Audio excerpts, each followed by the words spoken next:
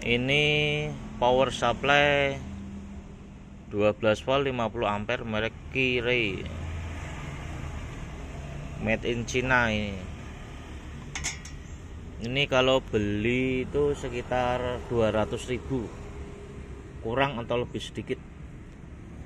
Dan untuk kerusakan yang sering terjadi pada power supply ini, yaitu yang sering terjadi ya, salah satu dari kedua transistor ini mengalami konsleting pada bagian kaki kolektor dan emitor.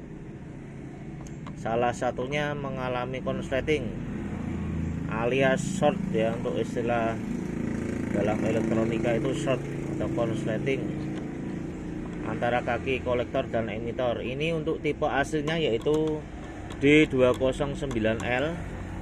Berhubung di toko elektronik itu susah untuk tipe tersebut ya, maka saya ganti dengan tipe MJE 13009. Ini karakteristiknya sama, yaitu 12 ampere 400 volt ya. Ini jika terjadi konsleting dari salah satu transistor ini, maka output tegangan 0 volt. Outputnya ini 0 volt. Yang kedua yang sering terjadi kerusakan yaitu pada bagian trim pot ini. Kerusakannya yaitu pada bagian dalamnya itu mengalami open ya, alias tidak connect pada karbon arangnya, sehingga nilainya tak terhingga ya, karena tidak ada hambatan sama sekali. Ini efek yang ditimbulkan yaitu tegangannya rendah, keluar tegangan tapi rendah, yaitu sekitar 3 volt. Jadi meskipun ini diputar-putar searah jarum jam, maka tegangannya tetap 3 volt. Diputar kiri berlawanan arah jarum jam juga tetap 3 volt.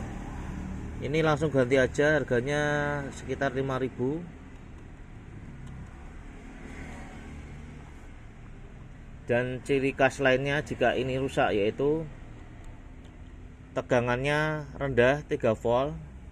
Dan jika kabel AC dijabut ya, maka akan timbul suara ngerik pada bagian sini. Ini ada suara ngerik krek krek krek krek gitu. Nah ini penyebabnya ini 5.000 saja. Itu dua komponen yang sering terjadi kerusakan dan wajib diganti ya. Ya, tidak bisa diakal-akal, wajib ganti. Sedangkan untuk elko ini sangat aman. Ini aslinya itu low ESR, jadi jangan diganti dengan elko yang baru. Cukup pakai yang asli aja ini, jangan dirubah-rubah atau diganti yang lain. Ini NTC juga aman. Fuse perlu dicek, tapi jika tidak putus ya tidak perlu diganti. Untuk ini aman, ini sangat aman sekali. Ini aman sekali ya. Ini juga perlu dicek, tapi jarang ini terjadi kerusakan, tapi ya perlu dicek. Ini sangat aman sekali, ini aman ya. Yang ini IC ini juga aman ya, tipenya KA7500B. Nah, ini datasheetnya untuk KA7500B. Tegangan VCC kaki 12. Untuk groundnya kaki 7. Ini dicek aja, perlu pakai voltmeter.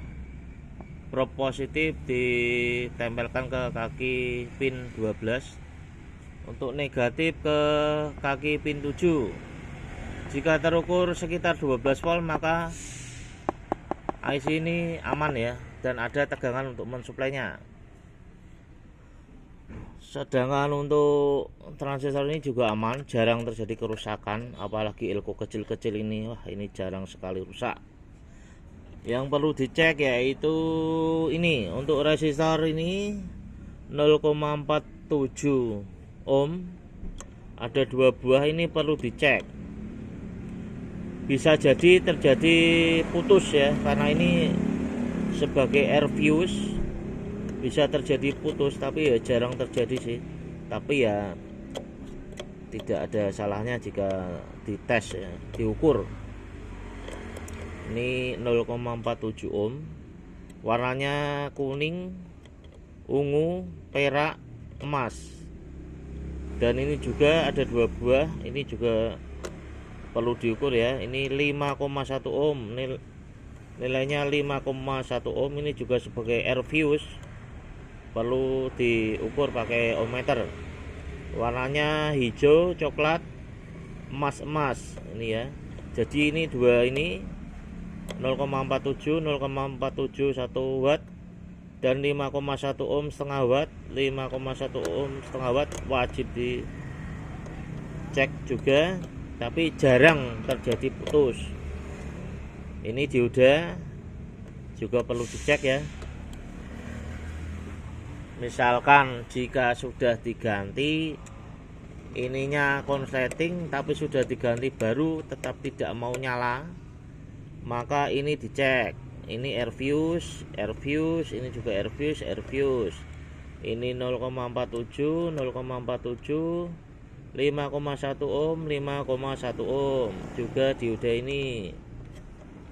Ya, bagian ini perlu dicek. Jika setelah dilakukan penggantian ini dengan yang baru atau dengan yang bekas tapi masih baik, berfungsi normal, tapi kok tidak keluar tegangannya, maka ini wajib dicek ya. Ini air ini dioda, ini wajib dicek. Dan juga ini dioda, ini harus ada tegangannya 12 volt 12 volt DC terhadap ground IC ya, bukan ground output lain nanti. Nah, ini dioda Schottky ya, ini jarang terjadi kerusakan ini. Jarang sekali, aman sekali. Nah, ini aman sekali ini. Ini bisa jadi short tapi jarang sekali. Ini sangat-sangat aman ya. Ini aman sekali, apalagi kapasitor seperti ini sangat aman ya, aman sekali. Jadi saya ulangi lagi,